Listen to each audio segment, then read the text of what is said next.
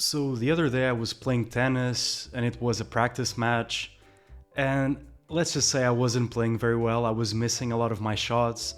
I was getting extremely frustrated. And in the middle of that, just started making all of these excuses.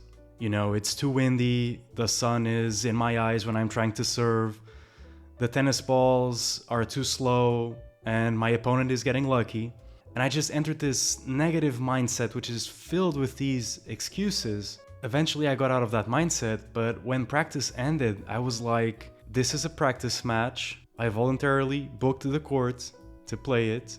I paid for it, and it is a privilege to actually get to play tennis. A lot of people don't get to do it. After more introspection, I realized that this injustice mindset that clouds our mind with excuses is so easy to enter, and it is so pervasive, and it clings to even to just very trivial activities where there's nothing at stake, like a practice tennis match. So in this video, I just want to examine some of the reasons that lead us to making excuses and enter this injustice mindset, and some of the things we can use to get out of this just negative, dysfunctional mindset. So here are some of the reasons that lead us to make excuses. Number one, I think it is low self-esteem. We can't accept that someone else could be better than us, or that we weren't at the level needed to succeed at that moment in time. Our ego is trying to cover up our crimes, however, eventually we will need to pay for it. You can either see failure as insight on what to improve, or you can ignore it just like you have been doing with the dishes. On the long run, it's going to stink. Additionally, we can be too identified with our performance. We have narrowed down our value to simple productivity outputs, and since performance levels change, so does our own self-worth, if that's how you calculate it. We can also say that humans are basically just naked monkeys with Wi-Fi and anxiety, and you care about being positioned somewhere in the social hierarchy, so you refuse to accept anything that challenges your expectations of where you should be in that precise hierarchy. Another possibility could be that in a way it feels good to make excuses. It makes you feel that the world is against you and you feel unjustified. This means that you deserve something to make things right. You require compensation. If only the world were fair, you would get what you want. Personal responsibility? Forget about it. That being said, what can we do to get out of this injustice mindset? Number one, accept failure as part of life, just like you accept the need for sleep, food, and shelter.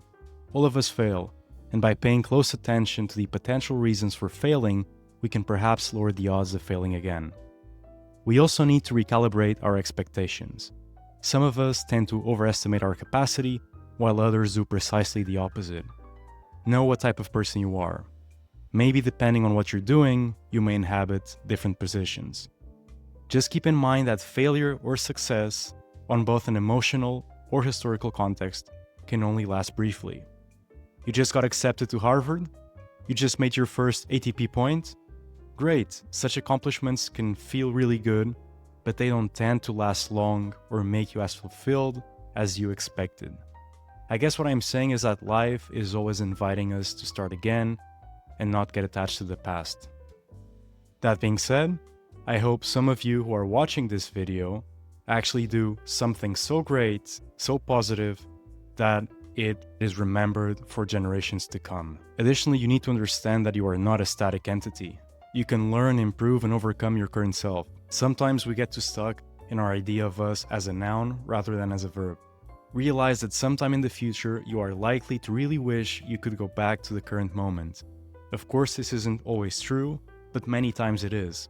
Your arthritic 80-year-old self would probably give everything to get to play again that match you got bageled, because you realize that playing is the most important part and a privilege. You also need to consider that making excuses won't help you.